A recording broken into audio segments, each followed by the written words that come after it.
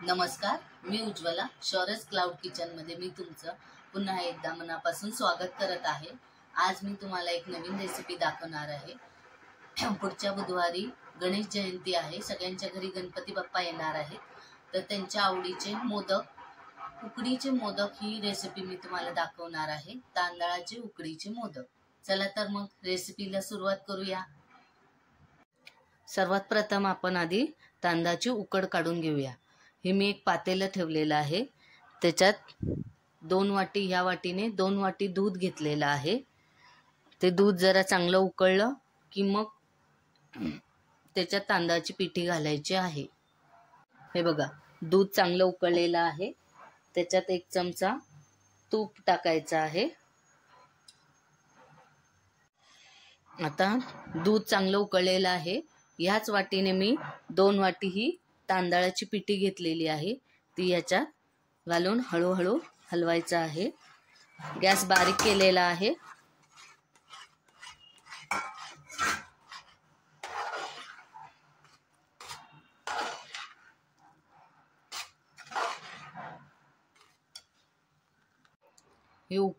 ही उकड बघा आता अशी चांगली हलवून घेतलेली आहे। आता ही 10 मिनिटं झाकून ठेवायची आहे। इथे आता आपण आतलं सारण करणार आहोत, त्याच्यासाठी मी कढई तापत ठेवलेली आहे। बारीक गॅसवर 1 चमचा तूप घालायचं आहे।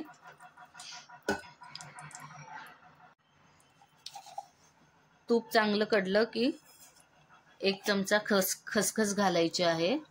खसखस चांगली तुपात भाजल्यावर हे मी ड्रायफ्रुट्स घेतलेले आहे, काजू, बदाम आणि पिस्ता, ते आधी तुपात भाजून घ्यायचे। आता हे ड्रायफ्रूट चांगले भाजले, ह्याच्यात थोडेसे मनुके घालायचे। मनुके पटकन भाजले जातात म्हणून सगळ्यात शेवटी घालायचे आहेत। सगळे ड्रायफ्रुट्स आता चांगले भाजलेले आहेत। मगाशी ज्या वाटीने दूध आणि तांदळाची पिठी घेतलेली, त्याच वाटीने ओलं खोबरं मी घेतलेलं आहे। हे 2 वाटी ओलं खोबरं आहे, हे याच्यात घालायचं आहे आणि चांगलं भाजून घ्यायचं आहे।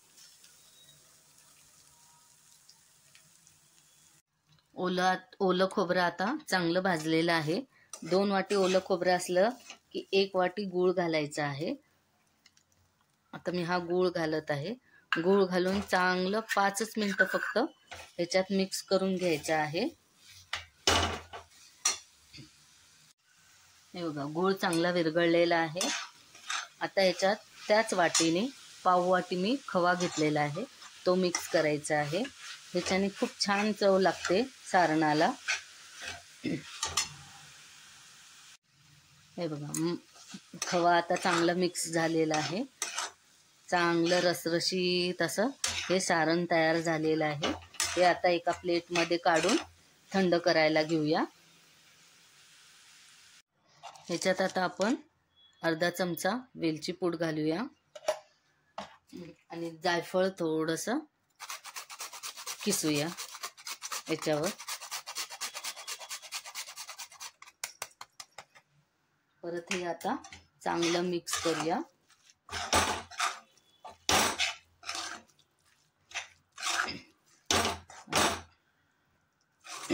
आता हे आपण आता एका प्लेटमध्ये थंड करायला काढूया। हे बघा, तांदळाची उकड मी परातीत काढून घेतलेली आहे, खूप गरम आहे।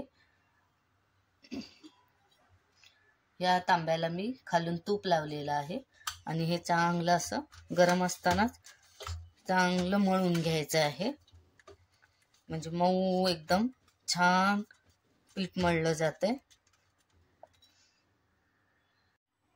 हे बघा, असं चांगलं मऊ पीठ मळायचं आहे आणि आता वरून ह्याला 1 चमचा तूप लावून घ्यायचं आहे। हे बघा, आता हा मोदकाचा साचा मी घेतलेला आहे, ह्याला तिन्ही ह्याच्यात असं तूप लावून घ्यायचं आहे।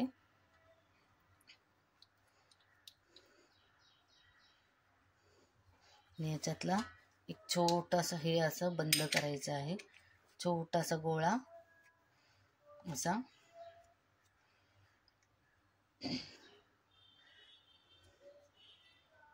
असं करून असं आतमध्ये साच्यात दाबायचं आहे, म्हणजे त्याच्या रेषा येतात.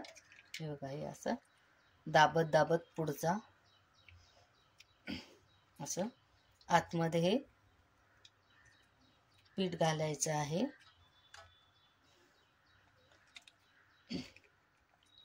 हे बघा, चारही बाजूने असं दाबून दाबून असं घालायचं आहे, म्हणजे त्या साच्याला या रेषा ज्या आहेत त्या चांगल्या येतात, मग डिझाईन छान दिसते.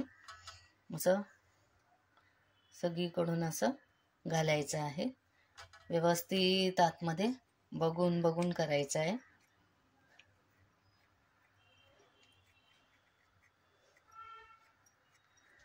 आणि मग हे सारण याच्यात घालायचं आहे.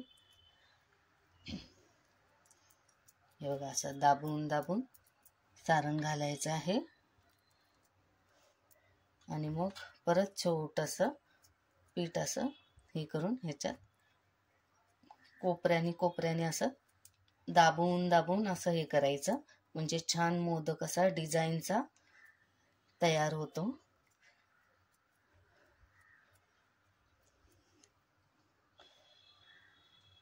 आता हे बघा कशी छान डिझाईन आली आहे चारी बाजूनी.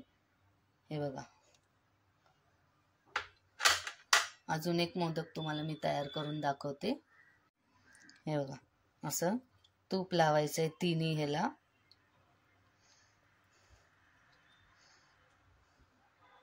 आणि हा असा बंद करायचा आहे. आणि थोडं थोडं असं पीठ घेऊन हे साच्यात असं दाबून दाबून भरायचं आहे, म्हणजे डिझाईन छान येते. अशी चारी बाजूला असं दाबून दाबून पीठ हे करायचं आहे. हे बघा, असं छानपैकी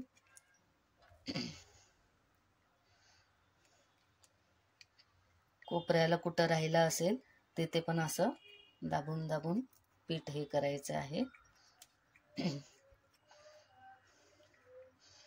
आणि मध्ये हे सारण घालायचं आहे. हे पण दाबून घालायचं, मग भरपूर सारण असं भरलं जाते. हे बघा, हे असं. आणि ह्याला परत असं असं थोडंसं पीठ असं हे घ्यायचं आणि हे असं ह्याच्यात घालायचं आहे. आणि चांगलं कोपऱ्याने असं दाबायचं, म्हणजे छान मोदक तयार होतो. कुठेही चिरा पडत नाही, डिझाईन छान येते. हा पण आता उघडून दाखवते. हा बघा कसं छान झालेलं आहे. चारी बाजूनी छान डिझाईन आलेली आहे. ही मोदकाची स्टीमरची प्लेट आहे. ह्याला मी आधीच तूप लावून ठेवलेलं आहे. ह्याच्यात हे 2 मोदक ठेवते आणि बाकीचे सगळे मोदक मी करते. हे बघा, हे अशा पद्धतीने मी मोदक तयार केलेले आहे. इथे मी स्टीमरमध्ये पाणी आधीच गरम करायला ठेवलेलं होतं. त्याच्यात ही प्लेट ठेवायची. हे बघा, स्टीमरमध्ये मी ही प्लेट ठेवलेली आहे. 10 मिनटं फक्त स्टीम करायला ठेवायचं आहे.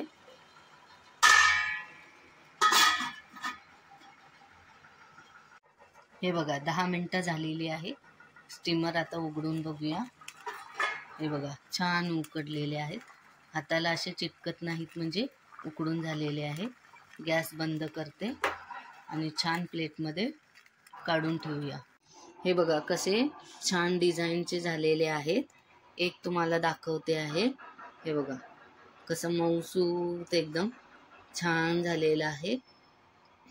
हे बघा, एकदम मऊ लुसलुसीत, आतलं सारण पण रसरशीत झालेलं आहे. तर कशी वाटली माझी उकडीच्या मोदकांची रेसिपी? आवडली असेल तर नक्की घरी करून बघा आणि मला कमेंटमध्ये कळवा. आणि याआधी ज्यांनी लाईक, शेअर आणि सबस्क्राईब केलेलं आहे माझ्या शौर्यस क्लाउड किचनला, त्यांचे मनापासून खूप खूप धन्यवाद. अशाच मी नवीन रेसिपी घेऊन येत जाईल. तर माझ्या शौर्यस क्लाउड किचनला तुम्ही नक्की व्हिजिट द्या. लाईक, शेअर आणि सबस्क्राईब करायला विसरू नका.